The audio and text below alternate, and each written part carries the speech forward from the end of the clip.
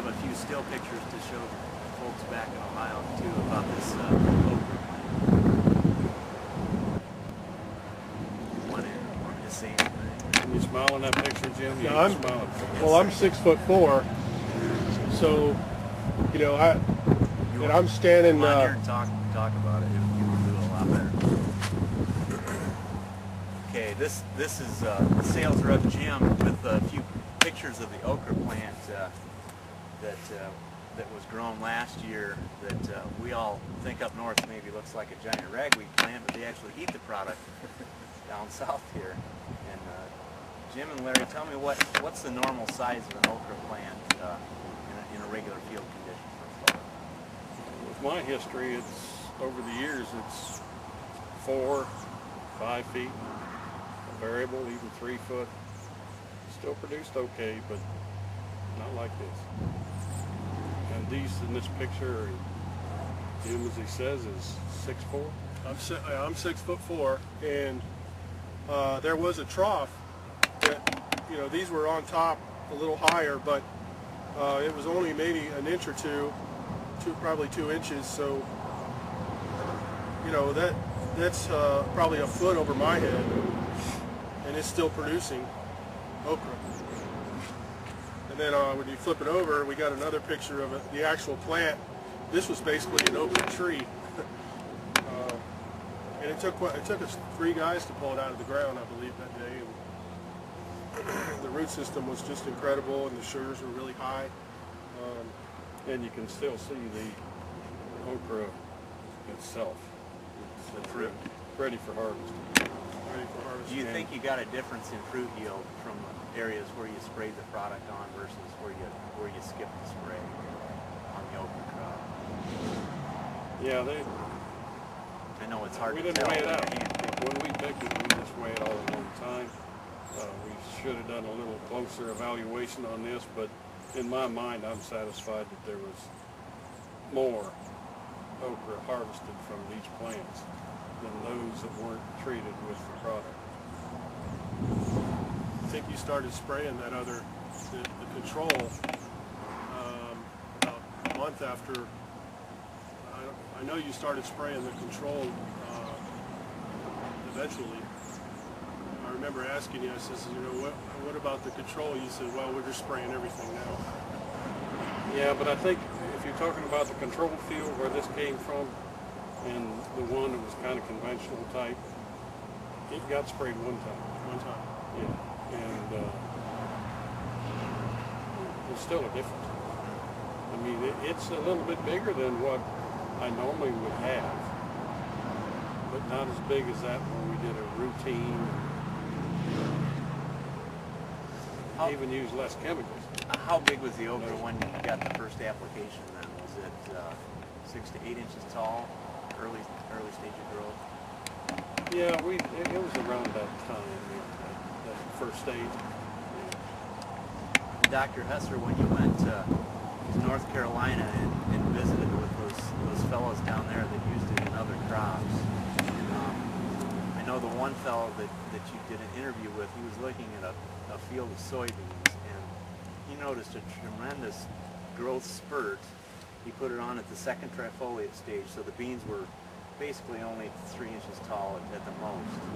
And then he came back and you filmed it with him 3 weeks later, possibly, approximately 3 weeks later.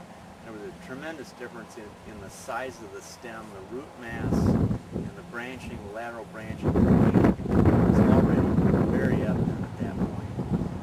You think the same phenomenon is happening with okra as it is with the soybeans in North Carolina? Apparently so. On almost any crop, does the same thing.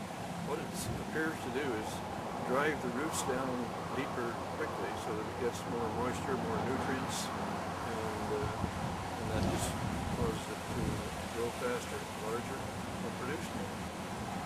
And then we as farmers, if we can measure a sugar level, we can actually scientifically look at the plant through an instrument and say that there definitely is something happening. We don't understand or how it's happening, but the plant is more robust. It's setting deeper roots. It's in soybeans.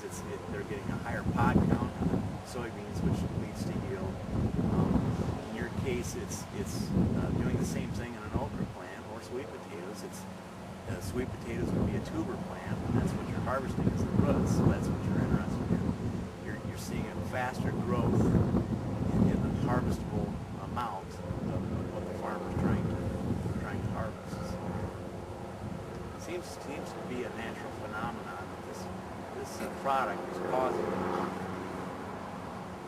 The only additional thing that we did that the plant really needs is drip irrigation on both fields, but in particular the one that's in the picture here, that's a drip irrigation system.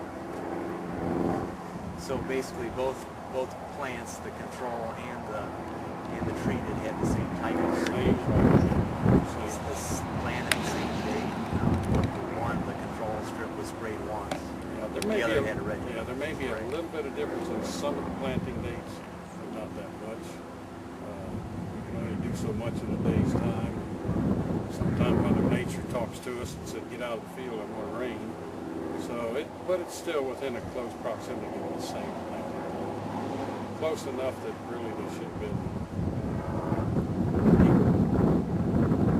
Seems to work really well on these crops that are 60 and 90-day crops. It just really increases the speed of the plant. We mentioned a little bit ago that we had a frost. They had a frost here in Florida actually 2 nights ago, and it affected a leaf lettuce crop. And as you were saying that they were still able to harvest that. In your experience down here, being down here for 20 years, that there's a possibility that crop would have been unusable for harvest if it hadn't been sprayed with the product. Normally,